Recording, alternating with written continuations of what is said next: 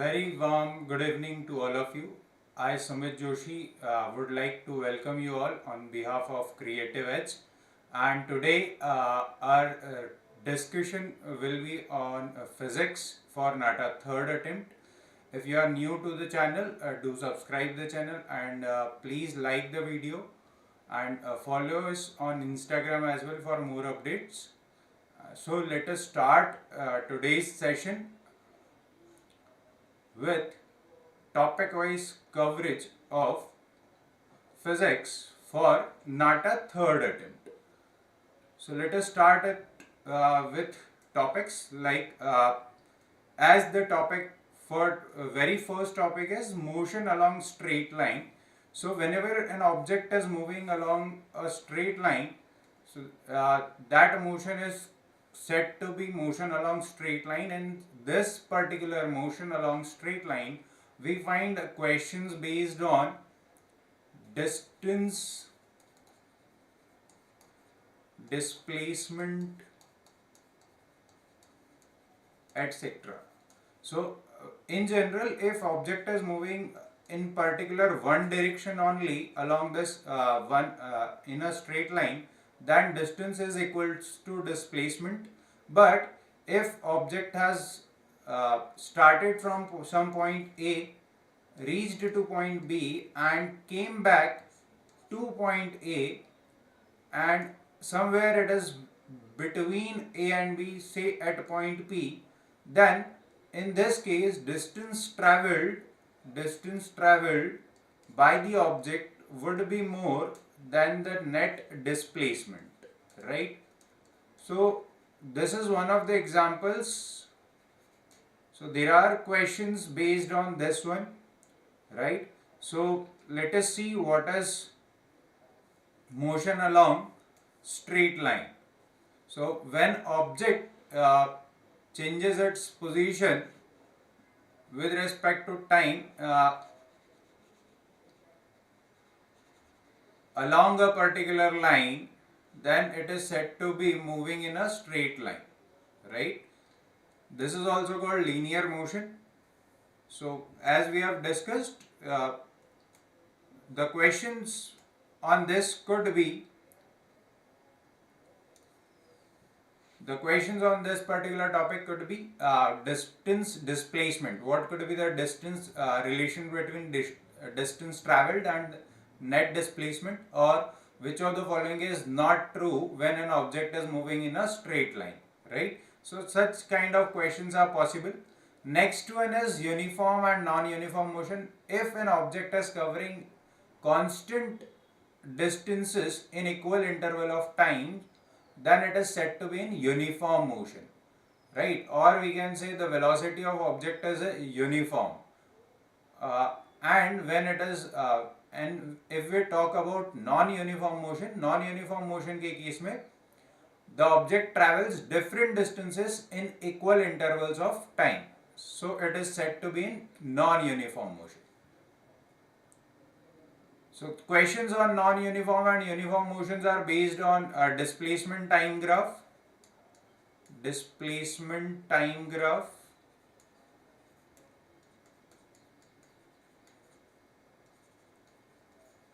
and velocity time graph.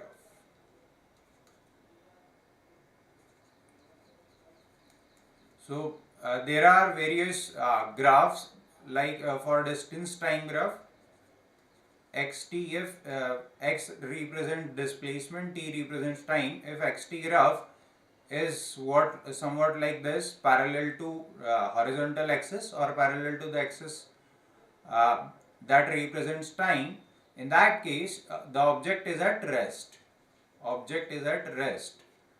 If this is the case in displacement time graph, it represents object as in uniform motion, or you can say velocity is constant. If displacement time graph is hyperbolic in nature, इस तरह का कुछ graph अगर होता है hyperbola type का, then it is said to be in uniform acceleration. Object is said to be in uniform acceleration. right?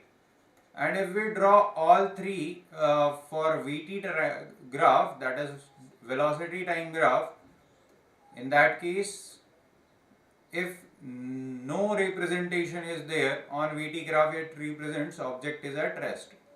Object is at rest, right? If VT graph, in VT graph, velocity time graph, if line is a line parallel to time axis is given, it represents object as in uniform motion.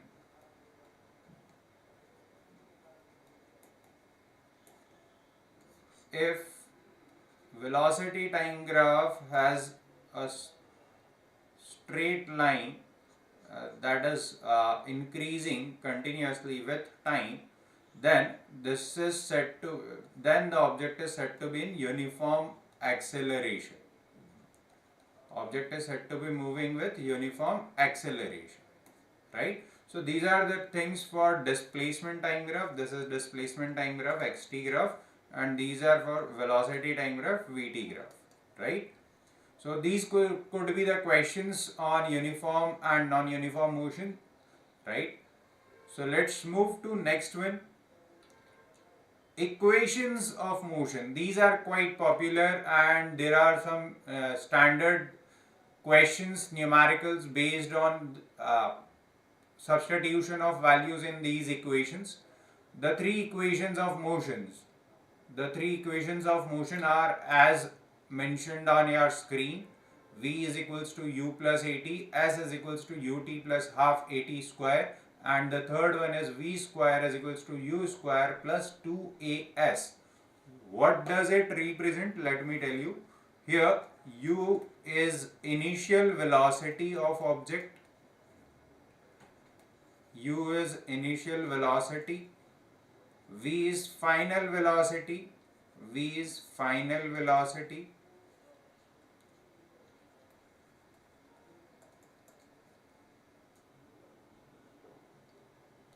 t is time in seconds, right? These are meter per second. The time is in seconds. S represents displacement.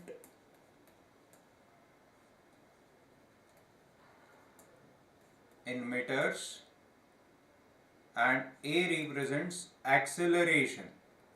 A represents acceleration, which is meter per second square. And from equation 1 also you can determine the value of acceleration as v minus u by t, that is change in velocity with respect to time, is called acceleration.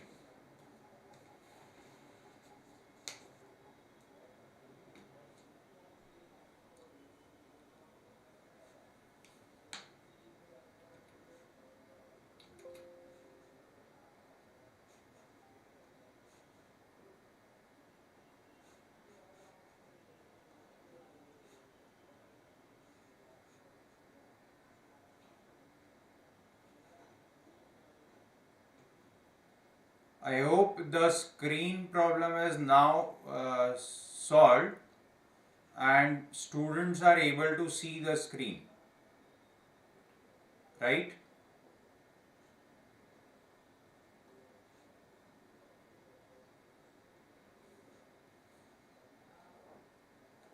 Please respond to it if you are able to see the screen.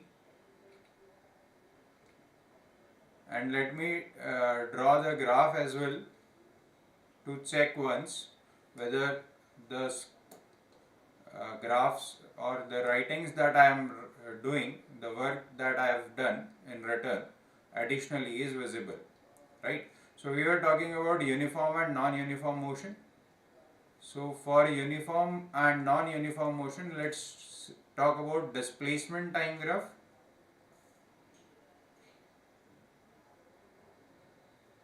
Displacement time graph and velocity time graph, right?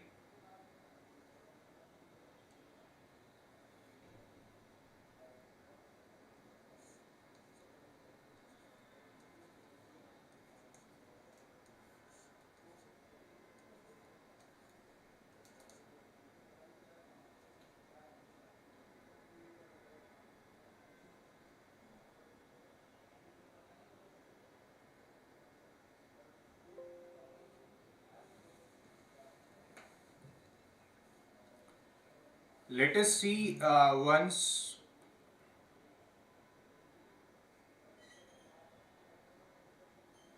if we can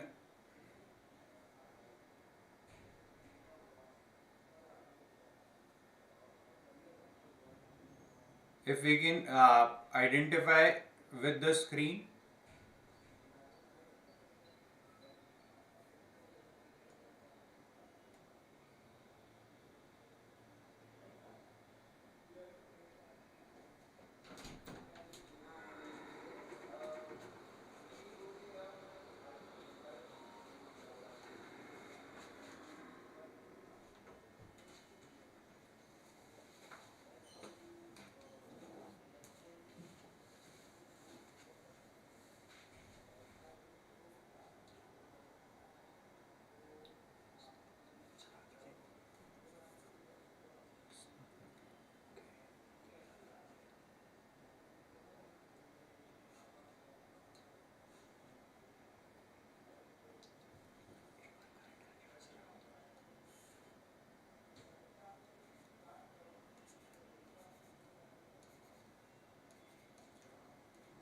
I hope it is visible now.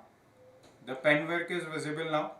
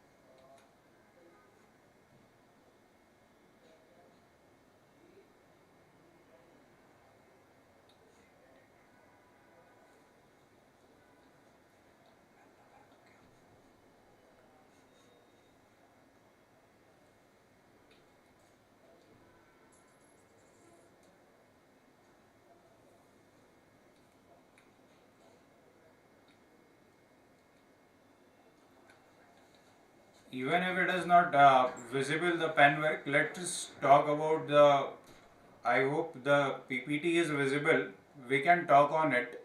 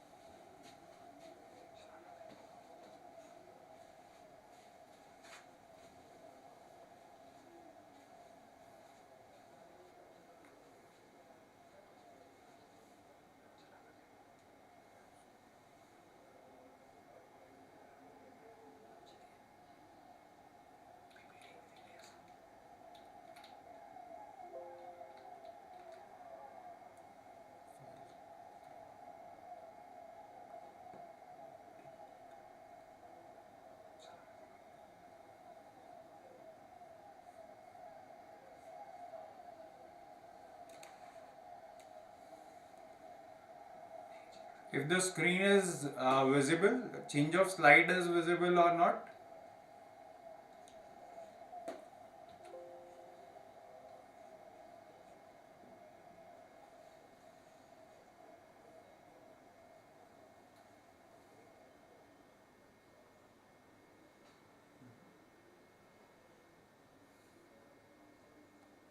Let us check this one, if the slides are visible or not. Change of slide is visible or not?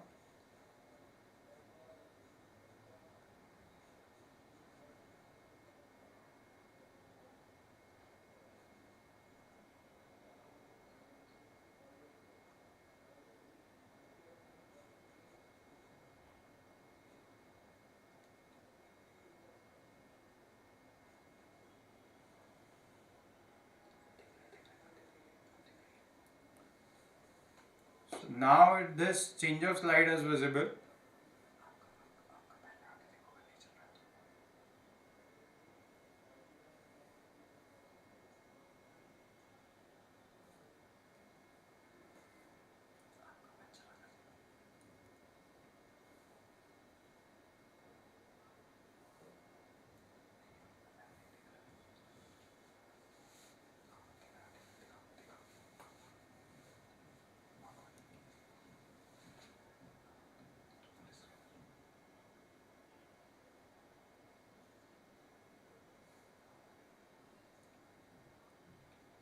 I hope it is visible now.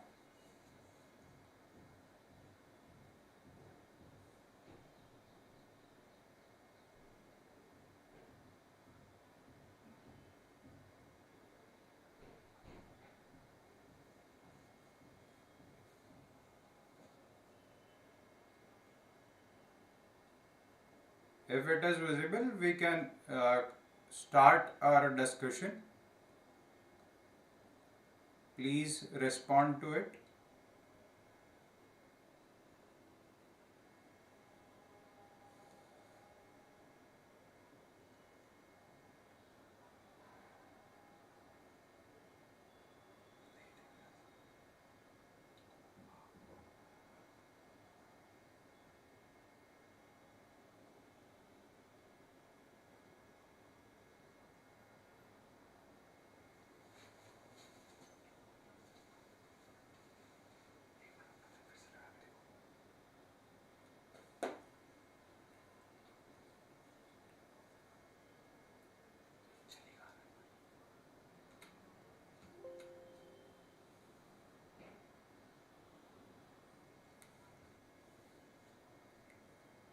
So let us talk about motion along straight line.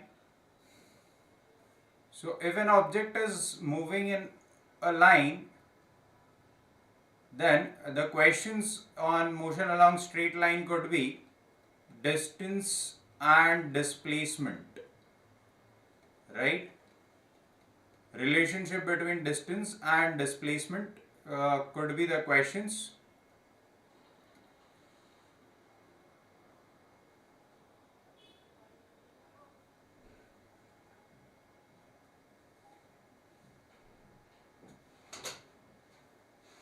On zooming it is not working, so let us continue here only.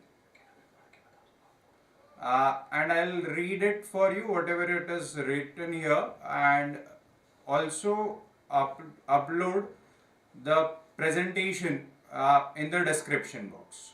You'll get a link to access the presentation in the description box as well. So let us continue with it. On full screen it is not visible, but here it is visible. So let's quickly go through it, right?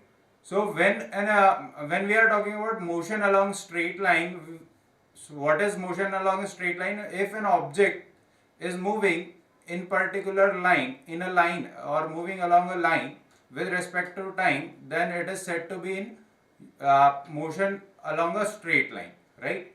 So the questions, most probable question on this is distance displacement relationship.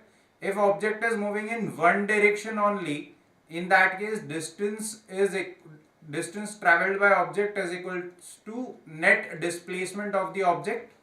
But if it is not, in that case, in case when object is coming back towards the start point, towards the origin, in that case distance traveled is more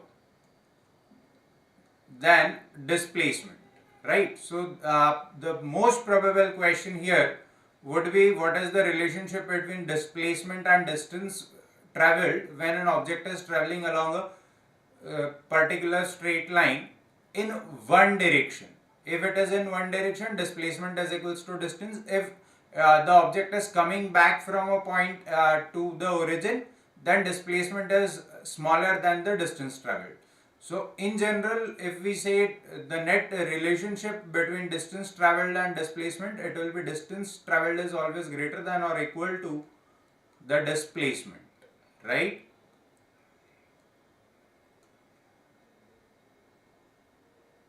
So let's move to next one, uniform and non-uniform motion. If object is moving with a uniform velocity, that is covering same distance in same interval of time, then it is said to be in uniform motion, right? Say here on line AB, AP, PQ and QB are equal at equal distances, and the distance traveled by an object object covers the same distance in equal intervals of time, then the object is said to be in uniform motion. If it is this particular distance is covered by object in different intervals of time, then it is said to be in non-uniform motion. Same distance traveled in different times is said to be in when in that case object is called to be moving in non-uniform motion, right? So whenever the object is in motion or uniform motion or uniform acceleration, these three equations of motion are applicable here. Equation number 1 is v is equals to u plus at, where v is final velocity, u is initial velocity, a is acceleration, t is time in seconds, s is net displacement, and these are the 5 parameters u, v, a, t and s that are there in these 3 equations of motion. First equation of motion is v is equals to u plus at. Second equation of motion is related with displacement, that is s is equals to ut plus 1 by 2 at square. And third equation is related gives a relationship between final and initial velocity and with displacement, that is v square is equals to u square plus 2as. So there are direct numericals based on these equations of motion. You will be given 2 values or 3 values and you need to determine the remaining values, right? So please check NCERT examples from class 9th book so that you can comfortably solve such numericals. Next one is uniform circular motion. So in case of uniform circular motion, an object is moving along a circular path with uniform magnitude of velocity but uniform speed but not velocity, because at every instant of time the direction of object is changing as the object is moving along a circular path. Hence the speed of the object is constant but velocity is not constant, so it is said to be in uniform motion. Okay, so these are the basic concepts. Next heading is balanced and unbalanced forces. So in case when an object is experiencing equal and opposite forces, right, if an object is experiencing equal and opposite forces, then it is said to be these forces are said to be balanced forces. If one of the two is greater, then the forces would be called unbalanced forces, and unbalanced forces cause change in state of motion, right? If object was in rest state, object will come into motion, and if object was in motion, it can be brought into rest situation or rest condition by the application of unbalanced forces. So let's talk about three laws of motion, Newton's three laws of motion. Very first law is related with the state of rest or state of motion.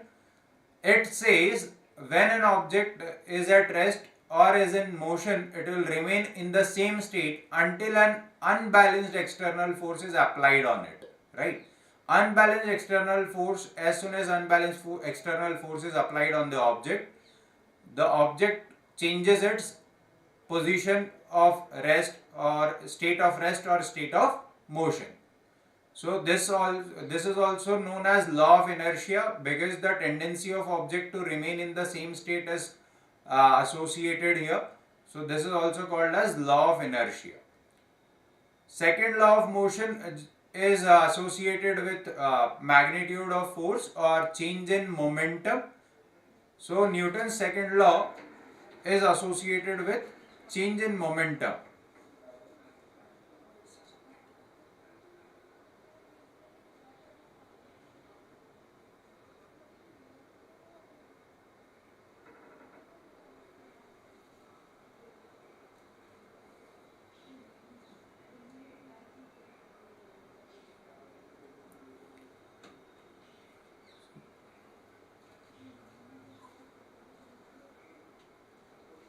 So we were talking about second law of motion.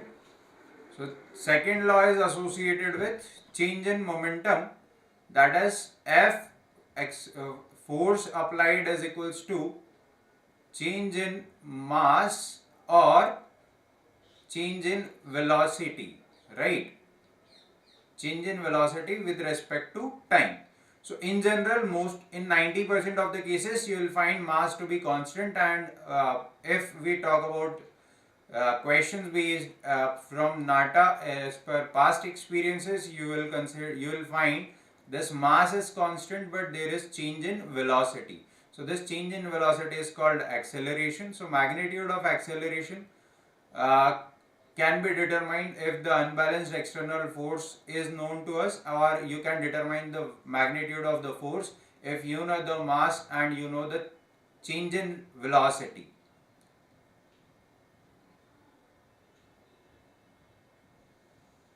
With respect to time. So this is second law of motion. Third law of motion, let's talk about third law of motion. So third law of motion is associated with equal and opposite reaction forces.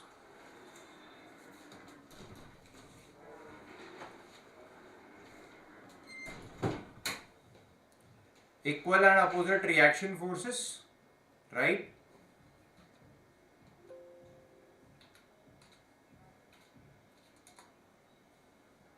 I hope you guys are able to see the screen now with more zoom. Okay. And let's talk about application of these laws, first law, second law and third law of motion.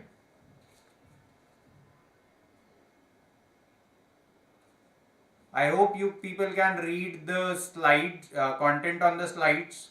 Please respond to it. If yes, do let me know.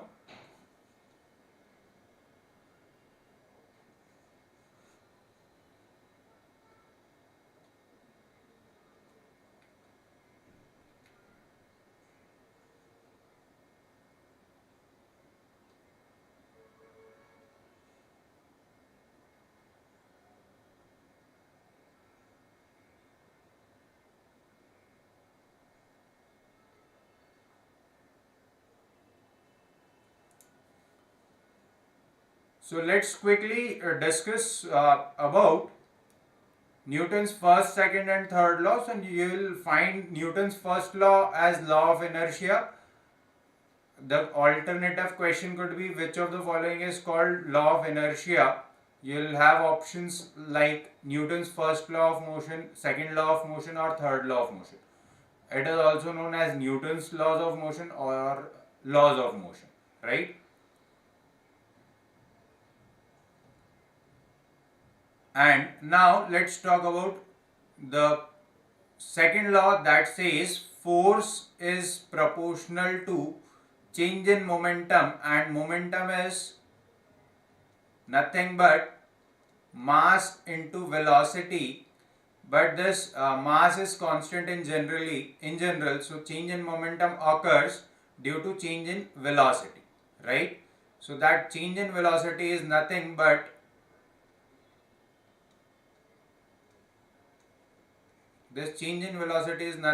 acceleration.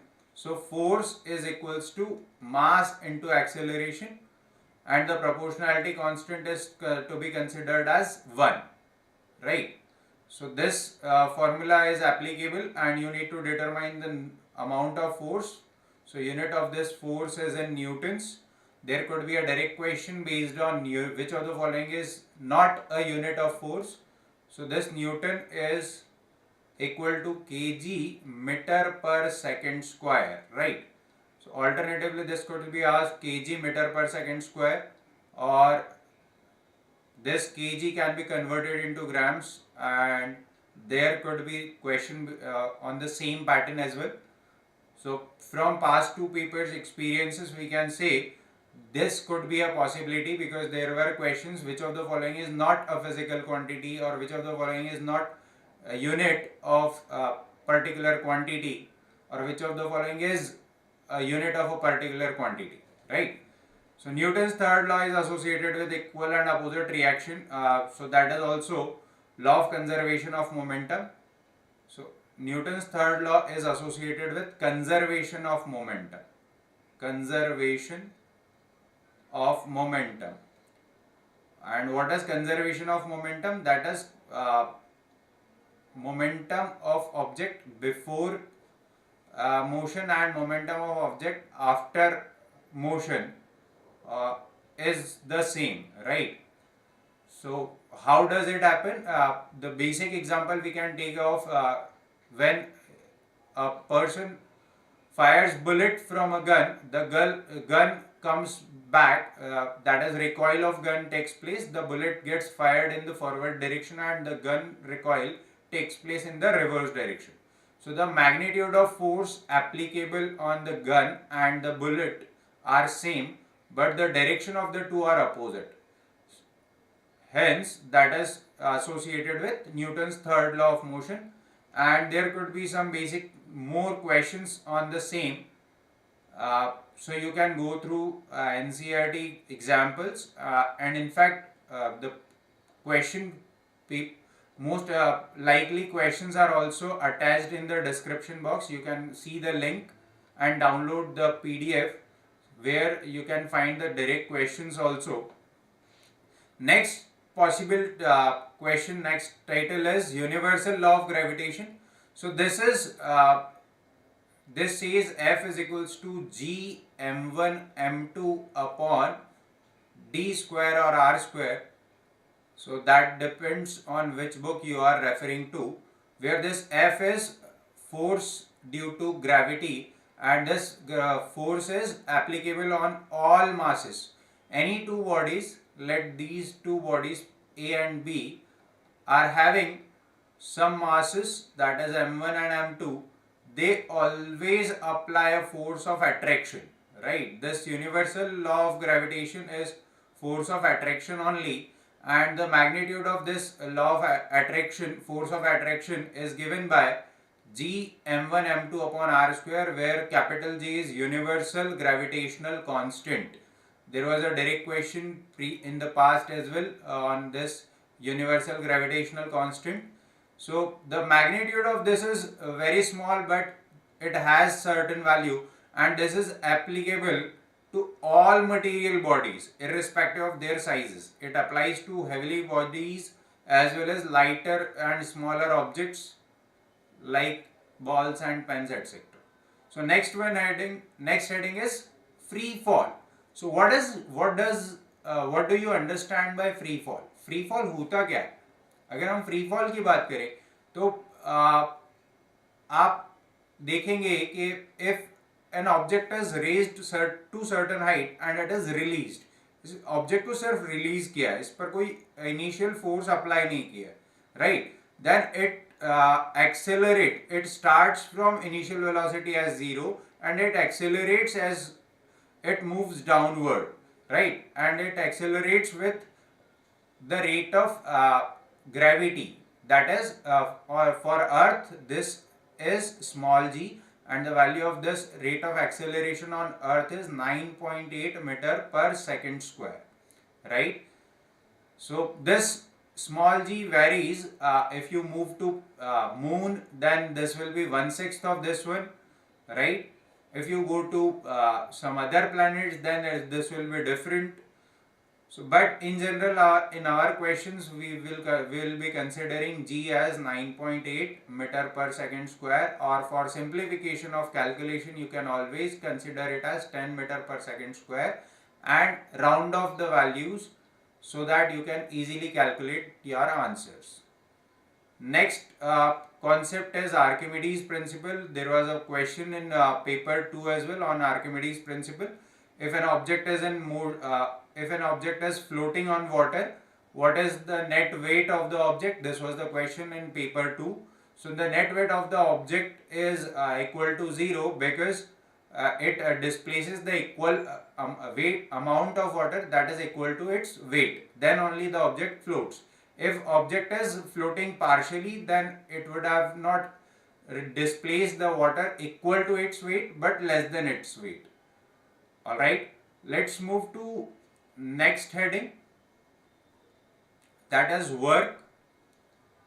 Work in physics is quite different than what we call in our day-to-day life as work, right?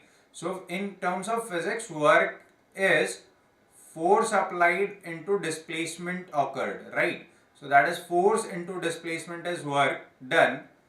If an object does not gets displaced from its position in physics, the work done will be called as zero, right?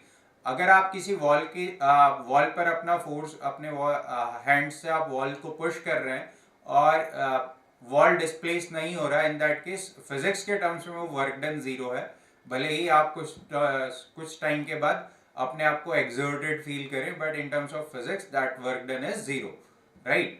So mathematically, work done is represented as F into D, and in fact this is nothing but F D cos theta, where theta is the angle of angle between the direction of force, and if this angle is 90 degree, then the net work done is 0 because cos 90 is 0.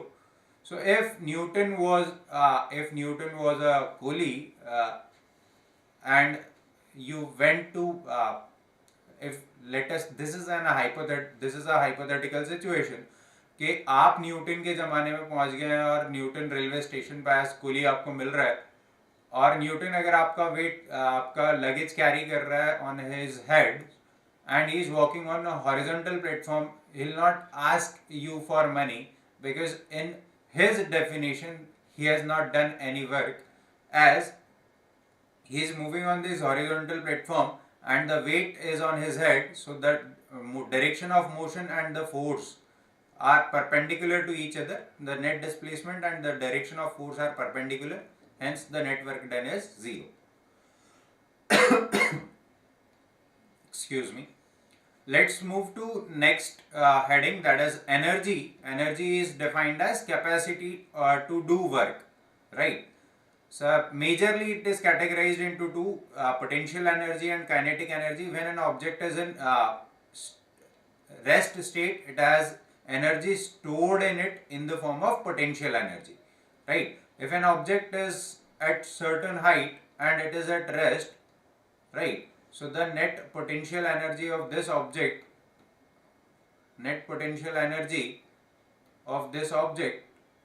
is said to be negative mgh. Negative because the object is on certain height and the acceleration due to gravity pulls it downward, but it is on certain height, so it is considered as negative. And potential energy is stable when it is negative. If potential energy is positive, it is not stable. Object will not be stable, right? Let's talk about the kinetic energy. When object is in motion, the energy associated with it is called kinetic energy, and numerically it is represented as 1 by 2 m into v square, where v is the velocity, right? The rate at which object is moving.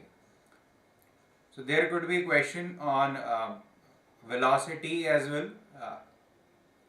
Power is rate at which work is done. The ratio of work and time is called power, right?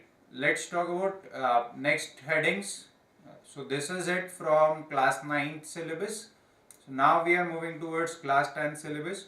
So reflection of light, in case of reflection of light, the basic thing that you must know is laws of reflection. Laws of reflection, and these laws of reflection are applicable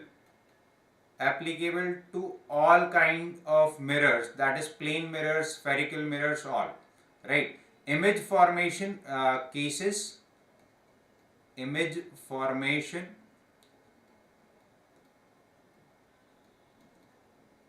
using a spherical mirror.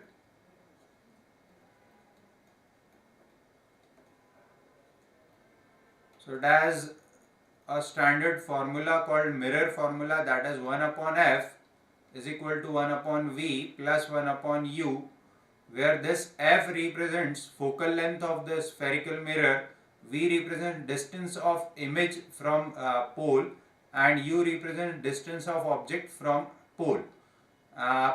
So a spherical mirror could be of two types, that is concave mirror and convex mirror. So this convex mirror always gives virtual and erect image, and the image is smaller than object.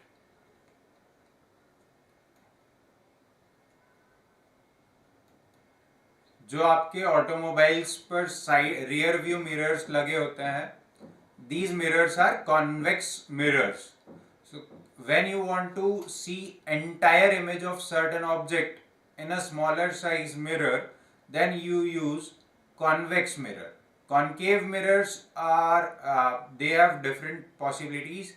They give you real and inverted image as well as real and inverted. So images formed by concave mirror could be real, inverted, as well as virtual and erect. So that depends where the object is placed, right? So there are various cases for concave mirror. Focal length for concave mirror are negative, focal length for convex mirror are positive. So do and consider going through these various cases and numerical based on it, this mirror formula or mirror equation, right?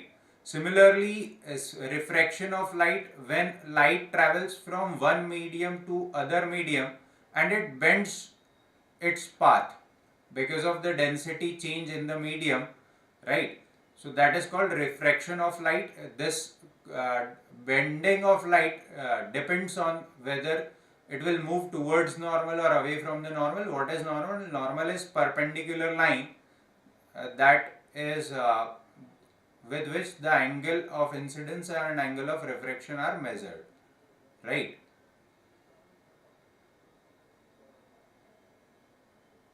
If this is angle of refraction, this is angle of incidence, the line gets bent towards normal because the medium 1 is rarer and the medium 2 is denser.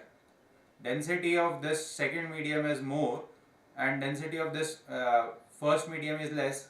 For example, when a light ray travels from air to water, it bends towards normal, और इसके चलते जो object that is under the water is looks like it is somewhat above its surface, right? So that is not the case in reality, but it is the case.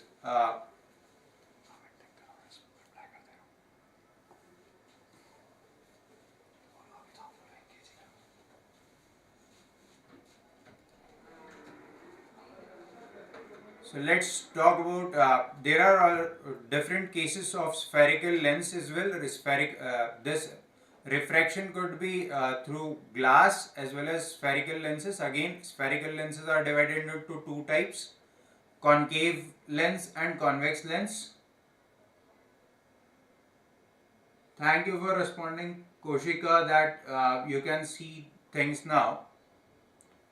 Convex lens and concave lens, and the questions based on it are there is a standard formula called lens formula, that is 1 upon f is equals to 1 upon v minus 1 upon u, where f is length, focal length, v is distance of object from the center of the or optical center of the lens, and u is the distance of object from the optical center. V is distance of image from the optical center, and u is distance of object from the optical center of the lens. Right? Dispersion of light, when white light breaks down into its constituent colors, that is called dispersion of light. Right? Scattering of light, that is also kind of refraction due to atmosphere.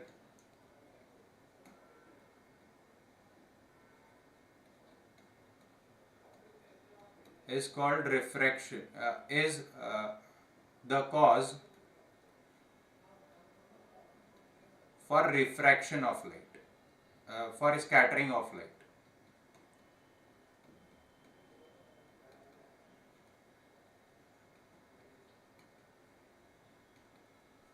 So in case of scattering of light, what happens is the light, some part of the light gets absorbed and the remaining part gets scattered into the atmosphere or into the surroundings. So that is the reason, this scattering of light is the reason why sky appears blue in day time and dark in nights, right? So because of the sunlight is present in daytime and the blue part gets scattered, the blue and violet part gets scattered, other waves are absorbed by the atmospheric gases. That's why sky appears blue at the daytime and there is no sunlight present in the night time. That's why the sky appears dark at nights, or in the space also the sky appears dark, because there is no atmosphere in the space, so all the light gets absorbed.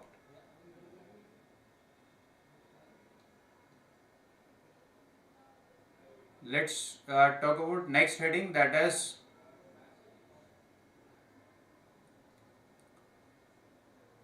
defects of human eye and defects of vision. So you can go through different parts of human eye and their function. There could be a direct MCQ multiple choice question based on it. In defects of vision, you must go through myopia and hypermetropia, because myopia and hypermetropia is a direct question, that which of the following is called myopia, which of the following is called hypermetropia. So myopia is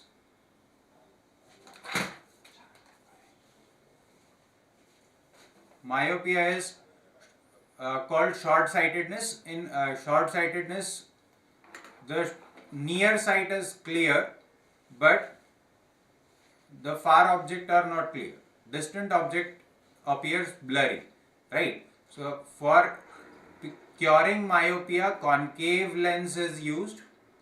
For remedy of in case of myopia, a person who is suffering from myopia, suggested by doctors, has to use concave lenses, and for hypermetropia the use of lens that is convex lens. So concave lens has positive focal length, the concave lens has negative focal length. So you might have heard about power of lens, right?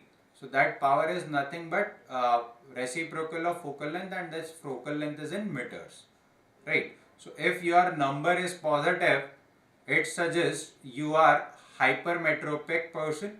If your number is negative, it suggests you are a myopic person, right?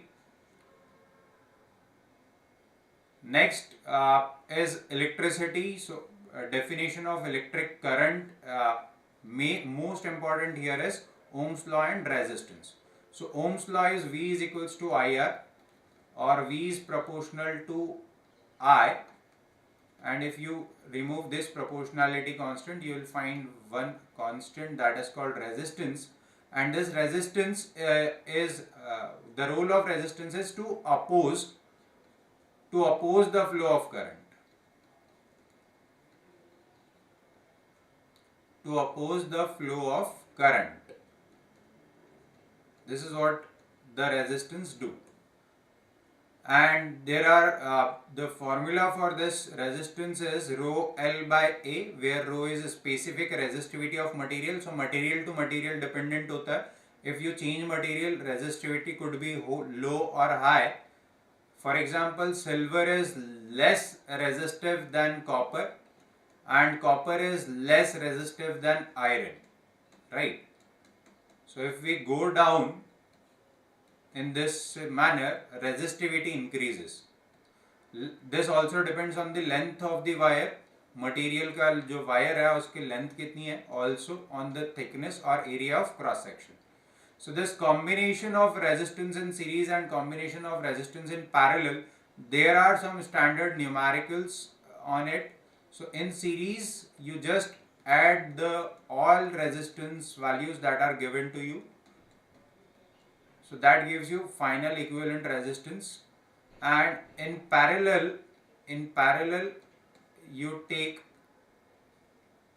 reciprocal of all the resistances, add them, and then finally reciprocate it to get the equivalent resistance in parallel.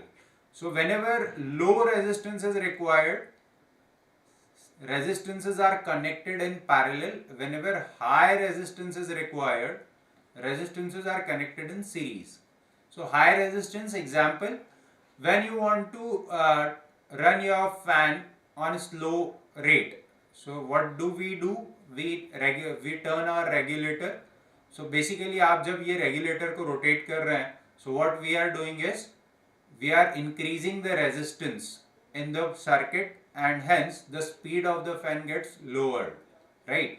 And opposite is true when you rotate it to a higher speed. So basically you are reducing the resistance, right?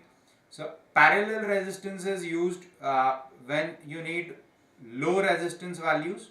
So if you have, for example, 10 ohm resistor, 20 ohm resistor, and you connect them in series, so you will have higher value than the 20 ohms, and if you connect them in parallel, you will have lower value than 10 ohms. So these are the basic concepts behind the resistance part as well. So these are the basics that are essentially needed to be done. Other than that, if you have time to go through class 11th and class 12th, please read some standard definition and the standard formula from the physics book, NCERT book for August attempt of NATA. So thank you guys, thank you for having patience and connecting with us. Because of certain technical issues, I was not able to display the monitor on full screen, but thank you for bearing with us. So all the best to all of you for your preparation of and best of luck to you all for your August NATA attempt. Do find the question PDF, the link is there in the description box, and subscribe our channel for more updates. Thank you for tuning in.